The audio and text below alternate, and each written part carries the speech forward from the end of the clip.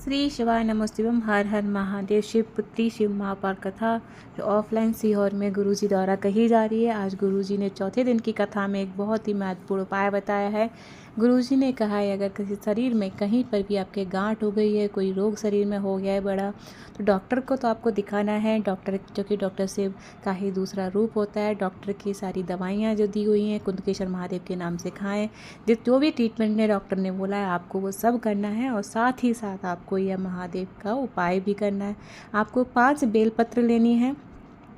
आप ये उपाय आपको लगातार करना है 5 दिन तक। डॉक्टर को दिखाने जाने से पहले अगर डॉक्टर ने ऑपरेशन के लिए भी बोल दिया या कोई आपको कीमोथेरेपी, कैंसर से जो लेते हैं कीमोथेरेपी के लिए बोला, या शरीर में कोई भी रोग जो भारी हो गया डॉक्टर ने बोला इसका आपको तुरंत ऑपरेशन कराना है, तो ऑपरेशन में जाने से पहले 4-5 दिन का डॉक्टर से समय मांग लें। और उन 4-5 दिन में आपको यह उपाय करना है। 5वें दिन आपको यह उपाय करना है। आपको 5 बेलपत्री आपको लेनी है और 1 कलश जल लेकर आपको देवाई देव महादेव के मंदिर में जाना है। 5 बेलपत्री आपको 5 जगह स्थानों पर चढ़ानी है, और पांचों जब आप बेलपत्री समर्पित करें एक एक करके, तो शिव जी की जो 5 बेटियां हैं, जया, विषैरा, दौतली, शामली वाली, दौतली, और जो 5 बेटियों के नाम हैं उनका नाम स्मरण करते हो आपको ये 5 बेलपत्ती आपको इस प्रकार से समर्पित करनी है। पहली बेलपत्ती आपको माता सुख सुंदरी की जगह जब समर्पित करनी है आपको, जिसमें डंडी का जो भाग रहेगा बेलपत्ती की वो जलाधारी की ओर होना चाहिए। जब बेलपत्ती समर्पित करते समय आपके मुख से जया शिव शंकरा नाम आपको स्मरण करना है। इसी प्रकार से दूसरी बेलपत्र आपको भगवान गणेश जी के स्थान पर समर्पित करनी है।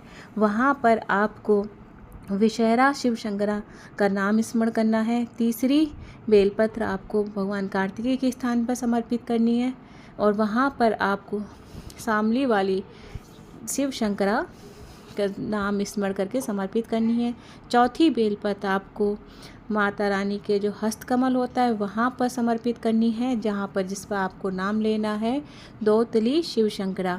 और 5वीं बेलपत्र महादेव के ऊपर समर्पित करनी है, जिसमें आपको शिव जी की 5वीं बेटी शामली वाली की देव के नाम से आपको यह समर्पित करनी है। इस प्रकार से 5 जब समर्पित हो जाएं उसके बाद में आपको देवाई देव महादेव से अपनी प्रार्थना करनी है। जो भी आपको बीमारी है उसके बारे में महादेव को बताएं। फिर उसमें से आपको कोई भी एक बेलपत्र उठा लेनी है। उठाकर आपको घर आकर उसका आचमन कर लेना है। 1 कलश जल भोलेनाथ पर आप जो चढ़ा के आते हैं वही चढ़ा के आना है। इसी प्रकार से आपको दूसरे दिन यह उपाय करना है। जैसे आपने पहले दिन माता सुख सुंदरी की जगह से आपने बेलपत्र उठाकर घर लेके आए, तो दूसरे दिन आपको भगवान गणेश जी के स्थान से उठा लें। मतलब 5 दिन आपको अलग अलग स्थानों से बेलपत्र उठाकर अपने घर पर लाकर उसका आचमन करना है। फिर आप कोई भी टेस्ट कराने चले जाएँ, भोलेनाथ की कृपा से आपकी जो सब रिपोर्टें हैं वो सही आएंगी। भगवान पर भरोसा रखें। और गुरुजी ने एक विशेष जानकारी दी है, जब आप मंदिर में जब भोलेनाथ पे जल चढ़ाते हैं तो वहाँ पे देखा जलाधारी में से बूंद बूंद कर टपकता रहता है पानी। वहाँ पर यह स्थान उचित है।